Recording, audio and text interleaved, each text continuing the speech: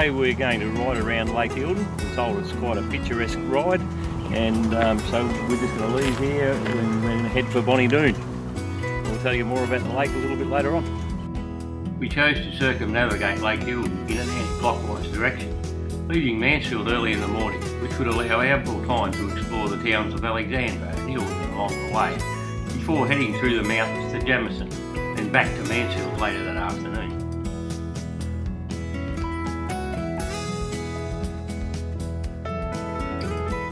Our first stop for the day was at the site of the old Kevinginton Hotel at Eildon Dam, which burnt down on the 30th of July 2010.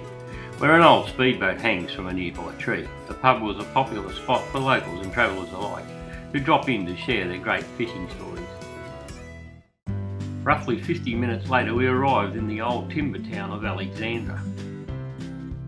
So what have you got in your arm? Extra shirts we've had to buy on our tour.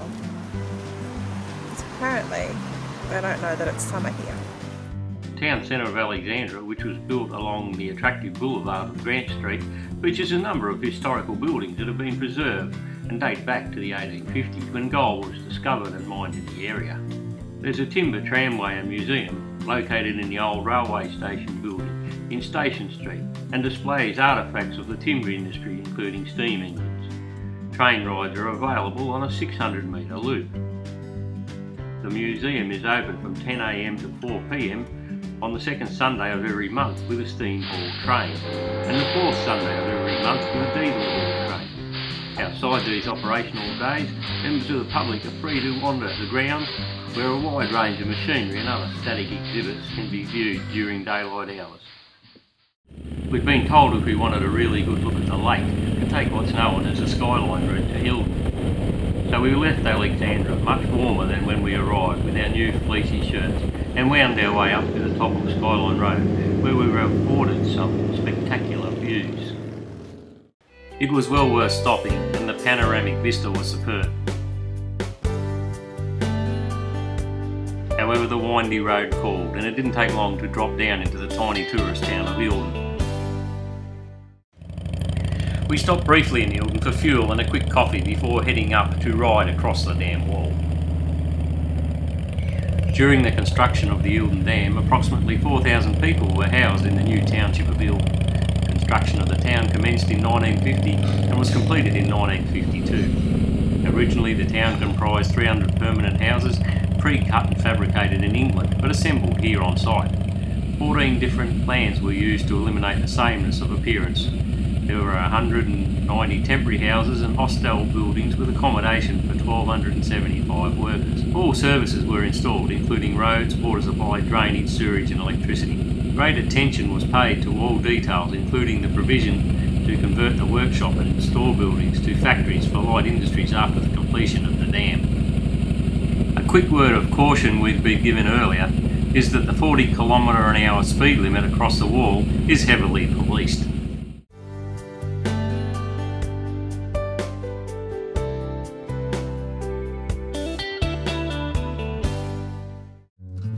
Just behind me is the wall for the Eildon Weir, and built in 1953. It's been a few years since the water's been up this high, so we're pretty fortunate to see it. And it looks pretty full at the moment, but back in 2007 there was only 5% capacity, and the latest reports from October is 99.13% capacity. That's about 6 times the amount of water there is in Sydney Harbour. That's a fairly vast area. Judging by these dark clouds in the sky, we better get our act together and get going, or we'll get wet before we get to Jamieson. It's a tad over 60 kilometres from Eildon to the old mining town of Jamieson, and this section of the route is a bike rider's dream, with plenty of bends and twists. It takes roughly an hour and a half to cover the distance comfortably. With a few stops to take in the sights, it took us a little longer to reach Jamieson.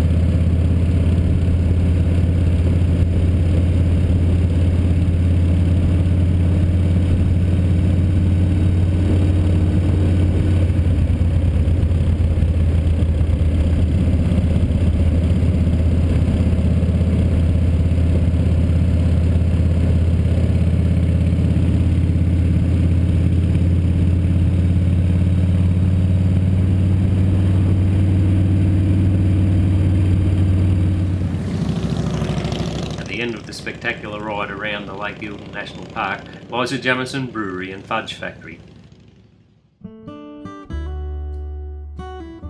Needless to say, K-Bear wasted little time getting a box of fudge. What are you doing? Peach. Very nice little flavours.